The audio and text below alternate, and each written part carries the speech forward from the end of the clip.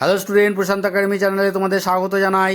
আজকে আমি তুলে ধরছি কল্যাণী ইউনিভার্সিটি সংস্কৃত ডিএ ফিফথ সেমিস্টারের শর্ট কোশ্চেন। তোমরা জানোই যে প্রশান্ত একাডেমি যে সাজেশনের প্রশ্ন উপস্থাপন করে তা 100% পরীক্ষায় আসে, তাই এবারও আসবে এটা আশা করছি। তাই স্কিপ না করে ভিডিওটি পূর্ণাঙ্গরূপে দেখো আর কোশ্চেনগুলো স্টাডি করে নাও। এবং যারা আমার থেকে কোশ্চেন অ্যান্সার সংগ্রহ করতে চাও, ইমিডিয়েট আমার এই ভিডিওতে দেওয়া কন্ট্যাক্ট নম্বরে অবশ্যই যোগাযোগ করো। তা দেখে নাও আজকে suggestion video 2025 fifth semester BA জেনারেলের সংস্কৃত ডিএসসি পেপারের শর্ট কোশ্চেন। খুব ইম্পর্টেন্ট এই ভিডিও, দেখে নাও। যোগসূত্র গ্রন্থের গ্রন্থকার বা ভাষ্যকারের নাম লেখো। পতঞ্জলির মতানুসারে চিত্তবৃত্তি কাকে বলে? যোগসূত্র গ্রন্থের কয়টি পাদ আছে, কি কি? যোগ কি উপায়ে সিদ্ধ হয়? পতঞ্জলির মতানুসারে বৈরাগ্য সংজ্ঞা দাও। যোগসূত্র গ্রন্থে কোন কোন অধ্যায়ের অষ্টাঙ্গ যোগ আলোচিত হয়েছে? অষ্টাঙ্গ যোগ কি? যোগসূত্রে সমাধি কয় প্রকার, কি কি? খুব ইম্পর্টেন্ট এই কোশ্চেনগুলো। যদি এখনও স্টাডি করা না হয়ে থাকে তাহলে অবশ্যই স্টাডি করে নাও। যারা আমার এই ভিডিও দেখছো তারা এখনও পর্যন্ত যদি প্রশান্ত একাডেমি চ্যানেল সাবস্ক্রাইব না করে থাকো তাহলে অবশ্যই সাবস্ক্রাইব করো আর নিয়মিত দেখতে থাকো।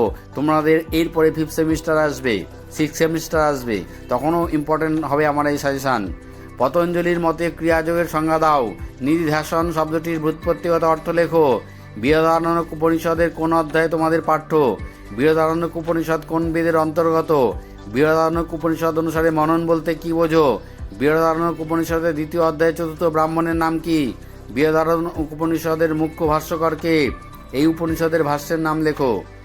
যারা আমার থেকে সাজেশান এবং সাজেশান অ্যান্সারের উত্তর সংগ্রহ করতে চাও, ইমিডিয়েট তোমরা যোগাযোগ করো। আমার এই ভিডিও কন্ট্যাক্ট নম্বর দেওয়া আছে, তাতে দুদিন আগে বললে আমি দিতে পারবো না, কারণ আমার প্রিপারেশনের ব্যাপার আছে।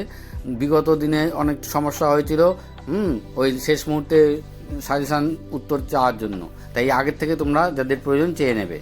বৃহদারণ্যক উপনিষদের মুখ্য টিকাকারকে? তার রচিত টিকাগ্রন্থের নাম লেখো। স হুবাচ বা অরে কে কাকে বলেছেন? অরে শব্দটির অর্থ কী? শ্রীমদ্ ভগবদ্গীতার দ্বিতীয়, তৃতীয়, চতুর্থ, ষষ্ঠ ও দ্বাদশ অধ্যায়ের নাম লেখো। শ্রীমদ্ ভগবদ্গীতা মহাভারতের কোন পর্বের অন্তর্গত? গীতার শ্লোক সংখ্যা কত? গীতার প্রবক্তাকে? গীতায় শ্রীকৃষ্ণ অর্জুনকে কি নামে সম্বোধন করেছেন?